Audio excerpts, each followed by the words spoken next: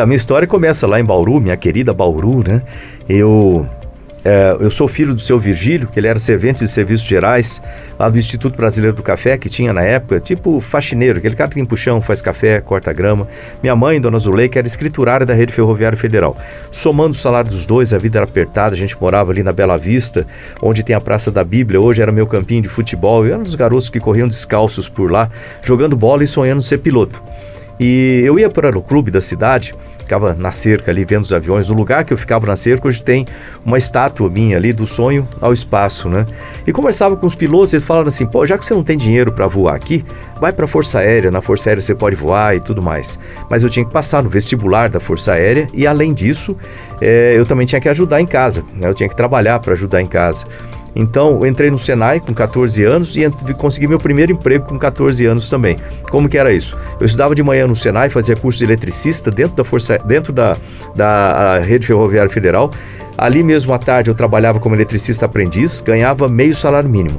Com aquele meio salário mínimo eu pagava o curso noturno do Liceu Noroeste, estava começando o colégio técnico profissionalizante em eletrônica que eu queria fazer.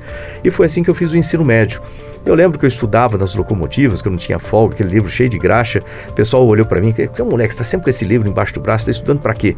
Eu estou estudando para fazer a prova da academia, eu vou ser piloto, não vou ficar aqui não. Aí eles olharam e falaram assim, você ser piloto, cai na real, isso é coisa para filho de rico, você nunca vai conseguir, você vai ficar que nem a gente aqui.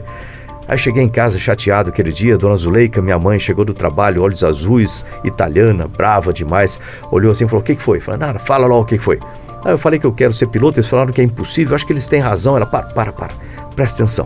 Eles têm a vida deles, eles fazem o que eles quiserem com a vida deles. Você tem a sua vida e você pode ser tudo o que você quiser na vida, desde que você estude, trabalhe, persista e sempre faça mais do que esperam de você. Foi isso que eu fiz, passei na prova da Academia da Força Aérea, aí eu me tornei piloto da Força Aérea, fiz curso de administração pública também, depois piloto de caça, engenheiro aeronáutico do ITA, mais um curso, mais 5 anos, piloto de testes de aviões, aí fiz um primeiro mestrado em otimização de trajetórias orbitais, depois fui para os Estados Unidos para fazer mestrado e doutorado em engenharia de sistemas, e quando eu estava no doutorado, o Brasil entrou no programa da Estação Espacial Internacional. A NASA, ela faz curso, um concurso público a cada 2 anos, eles abriram um concurso público, mais ou menos 1.000 candidatos por vaga lá nos Estados Unidos, eu me inscrevi e acabei sendo selecionado. 2 anos de curso para ser astronauta profissional, que é muito diferente de um turista espacial, que você basta fazer 2 semanas de curso, uma coisa completamente diferente, né? E é igual o piloto de um 777, por exemplo, tem toda a formação para piloto comercial, e o passageiro, no que vai ser transportado. Aí, 2 anos de curso, mais 5 anos de especialização, 32 elementos da minha turma. Eu sou especialista de missão, fui o segundo a ser escalado da minha turma da NASA, turma 98 da NASA. E aí em 2006 realizei a primeira missão espacial brasileira. Na verdade eu me tornei o primeiro astronauta brasileiro, mas não só isso, também o primeiro astronauta profissional a falar a língua portuguesa e também o primeiro astronauta profissional a representar um país do hemisfério sul do planeta Terra. Fiquei 20 anos na NASA, trabalhei com a ONU também para desenvolvimento industrial. Eu sou embaixador mundial do ensino profissionalizante. Voltei para o Brasil, vim para o Brasil em 2018 para fazer uma visita. Eu acabei encontrando com o Bolsonaro em março de 2018. Eu conhecia ele já há bastante tempo, porque ele foi um dos deputados que ajudou o programa da Estação Espacial Internacional. Ele me convidou então para ser ministro de Ciência e Tecnologia e ele acabou sendo eleito. Eu fui para o Ministério. 3 anos e 3 meses, fui ministro de Comunicações e ministro de Ciência, Tecnologia e Inovações. Muita coisa foi feita nesses anos. E aí, retornei do Ministério agora, saí por causa da lei de desincompatibilização em março. Para quê? Para ser candidato, ou pré-candidato agora, a deputado federal pelo estado de São Paulo. Então, é uma nova missão pelo país. Eu tenho cumprido missões ao longo de toda a minha vida. Essa é mais uma missão pelo país. Bom, como ministro, você desempenhou ações em diversas áreas, né? Conta para o Café e Notícia esse trabalho que você fez voltado aos jovens. Isso é um dos meus focos principais. Aliás, isso eu não gosto de chamar muito de bandeira, mas essa é uma das minhas prioridades, como deputado também. O que acontece? Eu passei a minha vida estudando e a educação sempre foi primordial na minha vida, para a transformação da minha vida, que eu acabei de contar. Nós temos no Brasil milhões de jovens que precisam de um empurrãozinho para que eles tenham sucesso na vida. Então, isso tem sido minha prioridade. No Ministério de Ciência, Tecnologia e Inovações, uma primeira coisa que eu observei é o seguinte: nós não tínhamos nenhuma secretaria responsável por promoção e popularização da ciência, para levar a ciência e tecnologia para dentro das escolas, formação de professores, trazer os alunos para dentro das universidades, por exemplo, motivar os jovens. Então, eu criei essa secretaria. Hoje, essa ação representa a motivação de muitos jovens do Brasil. A gente já vê os efeitos agora acontecendo. Isso a gente está falando só na área de motivação. Nós temos mais de 60 Olimpíadas que o Ministério promove ou apoia, e muitas outras ações, principalmente para trazer meninas também para dentro da ciência. Acabamos de ganhar um prêmio no Ministério, né, o CETENE, a Giovana lá do CETENE, ganhou um prêmio de um melhor projeto para motivação de meninas para a ciência. Esse daí é chamado Futuras Cientistas, né, que agora espalha pelo Brasil inteiro. Nós temos programas como Caça Asteroides, junto com a NASA. Nós temos programas de astronomia e astronáutica aí pelo Brasil todo, robótica, ou seja, todas essas coisas, porque daqui para frente vai ser com conhecimento. Todas as carreiras dependem de ciência e tecnologia cada vez mais. E esses jovens de hoje já têm que ser preparados, temos de letramento digital, preparados para viver num mundo de transformação digital e, além disso, trabalhar nesse mundo, empreender. Nós temos muitas coisas também na área de startups, empreendedorismo. O número de startups multiplicou durante a minha gestão. O número de unicórnios no Brasil também multiplicou durante a minha gestão. Nós investimos pesado nisso e os resultados a gente vê agora, né? Então, geração de empregos e geração de jovens interessados em ciência e tecnologia. Inclusive, ontem eu tive um número muito bacana da Bahia, veio da Bahia, que 66% dos jovens hoje em dia preferem estudar, trabalhar tecnologia, inclusive do que esporte. Lógico que eu gosto de esporte também, mas é um número importante para mostrar como os jovens gostam de tecnologia. Vivemos uma época, um período complicado com relação à pandemia. Como foi o trabalho com as vacinas? Olha, o Ministério ele teve uma função primordial no combate à pandemia do ponto de vista da ciência. Aí você fala assim, pô, isso aí veio da sua cabeça? Tudo? Não, né? Eu sou o líder, né? Eu era o líder do Ministério e uma das funções de líder é você trazer pessoas com competência para as áreas que você precisa. Então, note que um mês antes da pandemia, no dia 10 de fevereiro de 2020, eu montei um grupo de cientistas liderados pelo Dr. Marcelo Morales, que é o secretário de pesquisa do Ministério. Esse grupo é chamado Rede Vírus MCTI, até o pessoal é bom botar no Google, Rede Vírus MCTI. Montamos um mês antes, a pandemia foi declarada no dia 11 de março de 2020, e esse grupo que nos deu e que nos dá, inclusive no Ministério até hoje, toda aquela diretriz ou as estratégias para combate à pandemia e para o Ministério trabalhar como um Ministério ferramenta, né, para o Ministério da Saúde. O Ministério de Ciência, Tecnologia e Inovações é um Ministério ferramenta. Ele, como isso, e pode reparar que todos os países envolvidos, sem exceção, o que eles têm de comum? Ciência, tecnologia e inovações forte. Porque quando você tem isso forte, você fortalece a saúde, você fortalece a educação, fortalece a infraestrutura, fortalece a agricultura e assim por diante. Na saúde, então, nós trabalhamos com dois eixos principais. Um de ações emergenciais e um de ações continuadas. Emergencial, nós desenvolvemos, através da Rede Vírus, Rede de Cientistas, novos sistemas de diagnóstico no Brasil. Nós trabalhamos com, inclusive, várias coisas como animais silvestres, continua isso aí sendo feito, análise de águas residuárias que você consegue adiantar, se de uma semana ou de duas você vai ter um aumento de casos naquela região, desenvolvimento de remédios de reposição, que a gente chama, e remédios novos sendo desenvolvidos, inclusive o aumento de monoclonais, tecnologias de monoclonais no país. Na área continuada, aquelas que vão continuar para sempre, tem a análise dos impactos da pandemia, tanto socioeconômico quanto efeitos e sequelas da pandemia. Também todo o sequenciamento genético, 60% do sequenciamento genético de todo o Brasil é feito pelo Ministério. O aumento de laboratórios de nível de biossegurança 3, aumentamos 18 laboratórios. A construção do laboratório de biossegurança 4, que é o único da América Latina e o primeiro do planeta acoplado com um acelerador de partículas. Isso está atraindo pesquisadores de fora. Esse laboratório já está em construção e fica a ponto em 2024. É uma proteção para o país para as próximas pandemias que vão acontecer. E vacinas, eu deixei por último para falar de vacinas porque isso foi um ponto de inflexão na história do Brasil. A primeira vacina foi desenvolvida em 1796 no planeta. O Brasil nunca desenvolveu nenhuma vacina humana. Nós produzimos vacinas com tecnologias de fora, mas nunca desenvolvemos aqui. Agora não. Agora nós desenvolvemos 16 tecnologias de vacinas com cientistas brasileiros. Essas vacinas, essas tecnologias vão para o Centro Nacional de Tecnologia de Vacinas em Minas Gerais e ela trabalha junto com a indústria, junto com a Anvisa, com as melhores práticas de laboratório e com todo esse arsenal que nós já montamos, nós vamos ser capazes de produzir no Brasil, desenvolvida no Brasil, vacinas para dengue, zika, chikungunya, febre amarela. Eu assinei com a OMS para o Brasil ser o hub de desenvolvimento de vacinas do Hemisfério Sul. Além disso, é uma boa notícia que nós já temos uma vacina de RNA de geração 3, já em teste, teste clínico com pacientes ou com voluntários, que deve ficar pronta esse ano ainda, para o Covid. Fala, não está atrasado? Sim, nós estamos mais de 200 anos atrasados na questão do desenvolvimento de vacinas, mas o importante é que essa mesma plataforma, ela pode ser utilizada para outras coisas.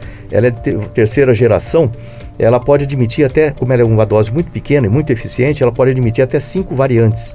E a dengue, por exemplo, tem 4 variantes, então é a plataforma ideal para dengue e outras coisas. Então isso vai ser produzido lá no Senai Cimatec, o Dr. Badaró, lá aqui na Bahia, em Salvador, que faz isso, e também vai ser produzido em São Paulo. Então, são 2 fábricas já preparadas para tocar em frente essa vacina. Não foi o maior desafio, não. Foi um eixo estratégico. Nós temos vários eixos estratégicos e eu, quando tinha o Ministério das Comunicações, eu fiz questão de priorizar principalmente as áreas mais afastadas do Brasil. Esse é um desafio gigantesco. Levar a conectividade para a Amazônia, levar a conectividade para as áreas rurais no Centro-Oeste, levar a conectividade para o interior do Nordeste. E nós criamos um programa chamado NPCTIC Conecta Brasil, que incluía 77 cidades no Nordeste com um backbone, que é, vamos dizer assim, o eixo central de fibra ótica, e isso aí já está, diga-se de passagem, já com orçamento, tudo pronto. Eu entreguei para o Fábio, já estava tudo, com orçamento, tudo certinho. São 600 milhões, que eu já tinha reservado no orçamento. Lá, na região amazônica, são 10 mil quilômetros de fibra ótica, também instalado nos rios. No Centro-Oeste, são 2 eixos. Tudo isso já previsto, o backbone, o backhaul, que sai do backbone para lá. E eu vou continuar essa batalha, porque eu sou o representante dos pequenos provedores no estado de São Paulo. E um dos eixos, que era o eixo de 5G, incluía todo o equipamento para 5G, porque 5G sozinho não faz nada. Então nós tínhamos, para você ver, toda a parte de Internet das Coisas, nós fizemos o Programa Nacional de Internet das Coisas, a Estratégia Nacional de Inteligência Artificial, criamos 4 câmaras de Internet das Coisas, Cidade Inteligente, Indústria 4.0, Agro 4.0, Saúde 4.0, e Turismo 4.0, são 5 câmaras. Colocamos centros de inteligência artificial, criei 8 centros de inteligência artificial para preparar tudo isso, preparação para o 5G, e já está tudo isso operando. Com isso aí em mãos, aí vem a parte de legislação, que ainda precisa de um empurrão lá no Congresso, que vem toda a lei de passagem, por exemplo. Nós temos uma lei, que era o PL 79, que estava enroscado 6 anos no Congresso, no Senado. Eu cheguei lá, se não tivesse essa lei aprovada para transformar de concessão para autorização, as empresas de telecomunicações não iam investir no Brasil. Então, tive que ir lá empurrar esse negócio, isso deu base para ter o leilão e assim por diante. Preparamos o leilão, tecnologias para antenas, multiplexadores, demultiplexadores, tudo isso foi feito pelo Ministério e aí a gente tem o leilão, Ou seja, tudo isso é um trabalho estruturado. Essa é a vantagem de se ter ministérios técnicos com ministros técnicos, Isso foi uma sacada do presidente Bolsonaro que funcionou muito, muito bem. E também eu tive carta branca para montar o meu secretariado com técnicos. Então o Ministério hoje funciona como uma máquina. Está funcionando bem, sim, mas tem ainda os gargalos lá na Câmara que eu vou cobrir agora, sendo lá deputado, se Deus quiser. Vou precisar do apoio das pessoas, mas agora por enquanto sou como pré-candidato a deputado federal. Marcos, como é ser o primeiro astronauta brasileiro que foi para o espaço levando experimentos científicos para a Estação Espacial Internacional? Olha, tem 2 lados importantes, tem o lado profissional e o lado pessoal. O lado profissional, você viu, eu fiquei 20 anos na NASA. Você aprende muito. Eu era gerente de projetos, eu gerenciei toda a parte de software da estação, eu era o responsável por todos os testes de integração de módulos da estação, tinha uma equipe de mais de 900 engenheiros, técnicos, etc., que trabalhavam comigo. Então, aquilo ali me deu uma capacidade de gerenciamento técnico muito grande que eu usei bastante no Ministério. Além disso, o fato de você trabalhar em um ambiente internacional com muitos países, com a cultura e com as tecnologias, diferentes metodologias, também foi uma vantagem muito grande. Hoje, o Ministério de Ciência e Tecnologia, por exemplo, é um dos ministérios que tem mais acordos internacionais de vantagem para o Brasil. Inclusive, a participação no CERN, que os outros governos ficaram enrolando 13 anos para poder participar e eu fui lá e consegui resolver o problema. Agora, quando você chega ali numa estação espacial, eu sou especialista de missão, que é um tipo engenheiro de bordo. Minha função a bordo é manutenção dos sistemas, etc., montagem, reconfigurar sistemas. Mas é um laboratório. E nós temos lá experimentos de todos os países. Então, na época que eu estava lá, tínhamos cerca de 80 experimentos, 8 deles do Brasil, o restante de outros países, e nós servíamos lá em contato direto com os cientistas aqui no solo, como as mãos e os olhos dos cientistas. É muito legal você trabalhar com isso, você aprende muito também.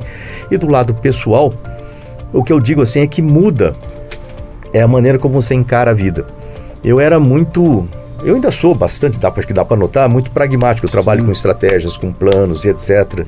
É uma característica minha e do Tarcísio, né? O Tarcísio também é pré-candidato ao governo de São Paulo. Os dois são muito semelhantes nesse ponto. Ele é do IME, eu sou do ITA. Então a gente tem a mesma maneira de pensar, o que é muito bom para fazer esse alinhamento. Agora, a vida, a coisa mais importante na vida são as pessoas. Então, de lá você se compara com a Terra, você se sente insignificante, você começa a repensar a sua vida. Então eu voltei de lá, eu criei uma fundação para cuidar de ciência e tecnologia para crianças, né, para motivar jovens para as carreiras.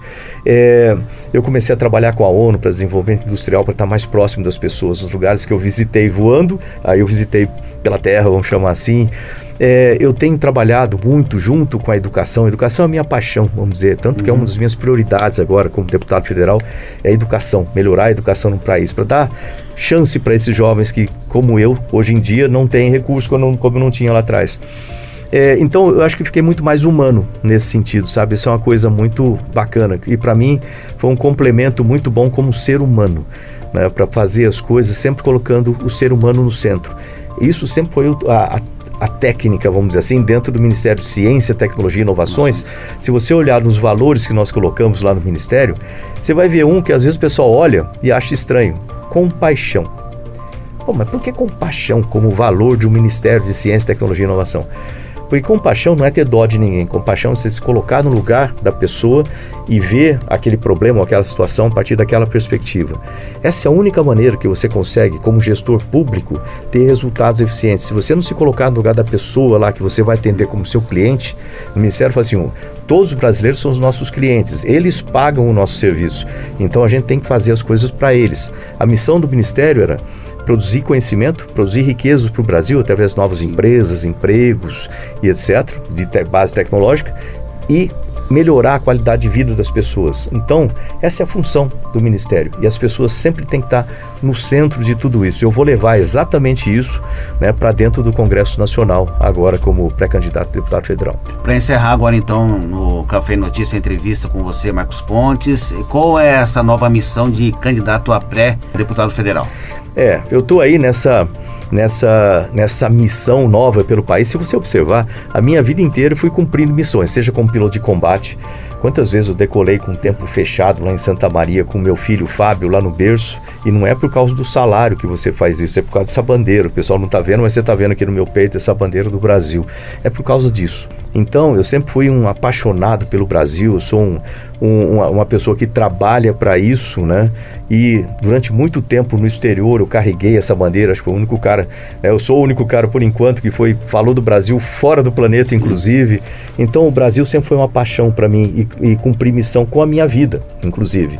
Né? Às vezes você vê um pessoal ou outro querendo criticar alguma coisa, eu pego e falo assim: olha, vai lá, senta no meu lugar em 200 toneladas de combustível e cumpre a missão. Depois que você conseguir fazer isso, aí você pode chegar para mim, aí eu vou te respeitar. Mas até lá, não. Né? O que acontece com isso? As pessoas acham que é fácil fazer isso. Sim. Não, eu venho a vida inteira cumprindo missões, seja como piloto de combate, seja como piloto de testes. Ser um piloto de testes é arriscado, você leva o seu avião acima do limite para depois os pilotos voarem dentro do limite, né? Depois como astronauta representando o Brasil, e tantas vezes representei o Brasil fora, né? Estive na ONU também, etc. Depois como ministro, né, deixando minha família longe, trabalhar sozinho para conseguir fazer as coisas para o Brasil, e Deus sabe quantas horas dentro daquele ministério para fazer as coisas funcionarem. E eu sempre tive bons resultados por causa da paixão em fazer a coisa. Você tem que ter competência quando você faz as coisas. A competência tem conhecimento, você estuda para isso. A habilidade, você treina para isso. A atitude, aí é onde diferencia. Exatamente. Você tem que ter paixão nisso aí. E eu vou agora, como pré-candidato a deputado federal, com paixão para fazer esse negócio, para cumprir outra missão para o país. Você pergunta, até o presidente às vezes fala para mim, Marcão, esse monte de coisa que você faz aqui assim, você podia estar tranquilo lá, morando na Europa, morando em algum outro lugar. Você está aqui lá nos Estados Unidos, você está aqui, né, dando gás aí para isso. Eu falo, presidente, a vida da gente, a minha vida agora é trabalhar pelos outros. Que eu já cumpri, meus sonhos todos eu já realizei.